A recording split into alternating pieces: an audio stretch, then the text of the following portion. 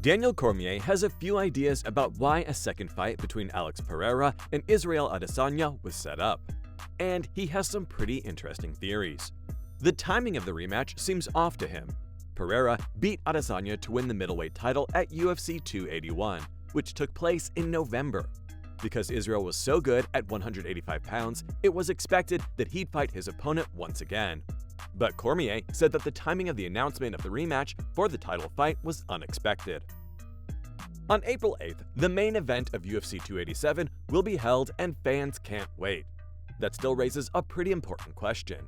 Why is this happening right now? Well, Daniel thinks there are two main reasons. On his channel, he said that everyone knew that it was up to Adesanya to decide whether or not he got a championship fight. The commentator himself was one of the first people to call for an immediate rematch after he lost. It's all because of what he's done in his division and the field. If Alex wants to defend his title, it seems like this guy would be the best person for him to face again.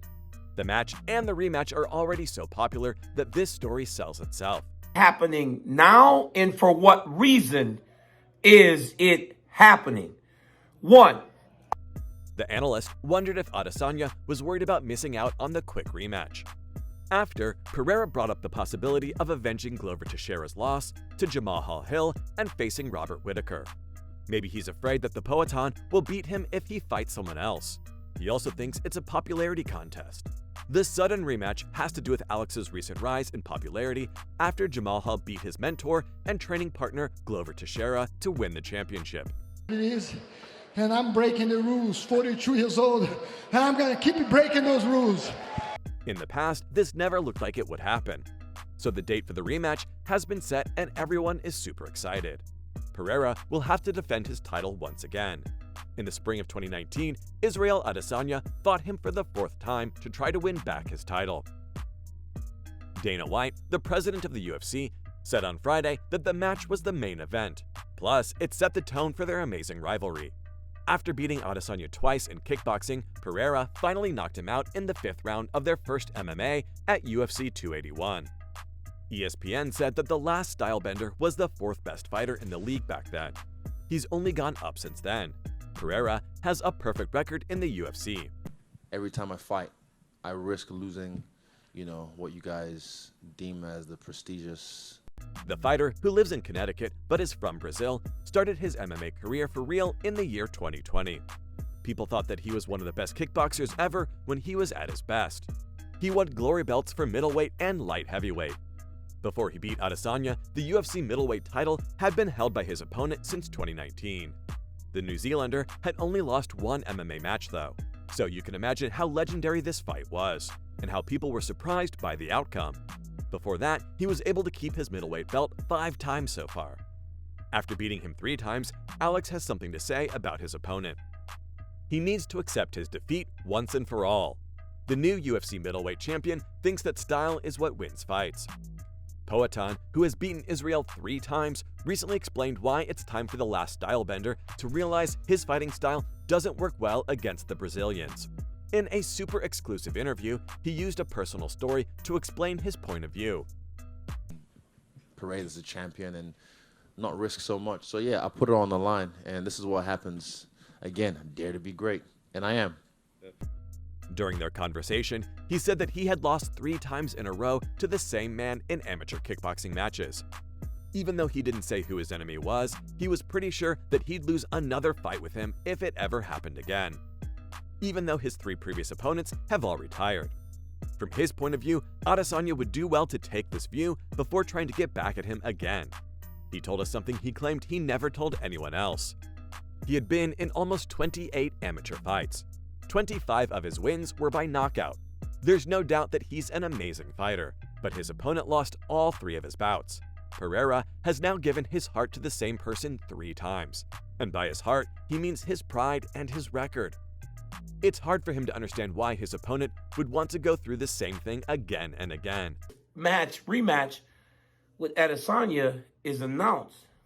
Especially since their fighting styles don't go together.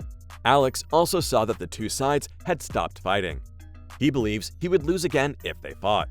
Even though his opponent is no longer fighting, he knows in his heart that he wouldn't have a chance against him in the ring. No matter how many times he fights him, he'd always lose.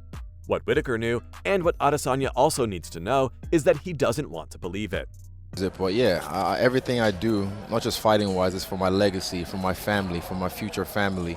It hurts his pride and has been hurting his career too. At UFC 281, Pereira beat Adesanya by a technical knockout to win the middleweight title. His win made it 4 matches in a row that he won in the UFC. He beat 3 awesome fighters without a lot of effort on his part. The 35-year-old MMA fighter has never been knocked out. His only loss was to Kamel Otoni. Starting to feel as though all the prospects of what was out there for Pereira too much, who forced him to tap out in October of 2015.